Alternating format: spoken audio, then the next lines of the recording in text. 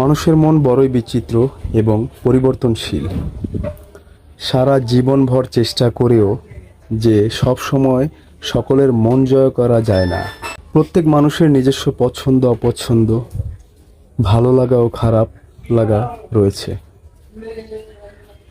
যা একজনের কাছে ভালো লাগে তা অন্যজনের কাছে নাও লাগতে পারে।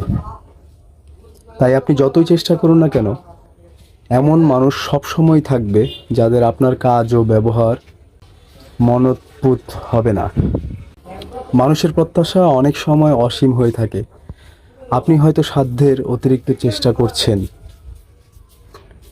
তবুও কারো কারো মনে হতে পারে আপনি যথেষ্ট করছেন না। এই ধরনের পরিস্থিতিতে সকলের মন ভরানো প্রায় অসম্ভব। সময়ের সাথে সাথে মানুষের চিন্তা ভাবনা ও অনুভূতির পরিবর্তন ঘটে।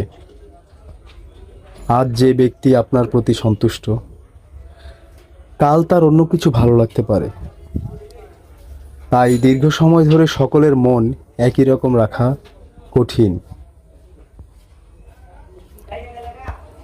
মন জয় করার চেষ্টা করতে গিয়ে অনেক সময় নিজের স্বকীয়তা হারাতে হয়। সকলের মন জুগিয়ে চলতে গেলে নিজের নীতি ও আদর্শ থেকে সরে আসতে হতে পারে,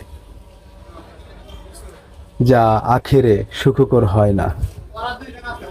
আসলে মানুষের মন জয় করার চেয়ে নিজের কাজ সততা ও নিষ্ঠার সাথে করে যাওয়াই শ্রেয়।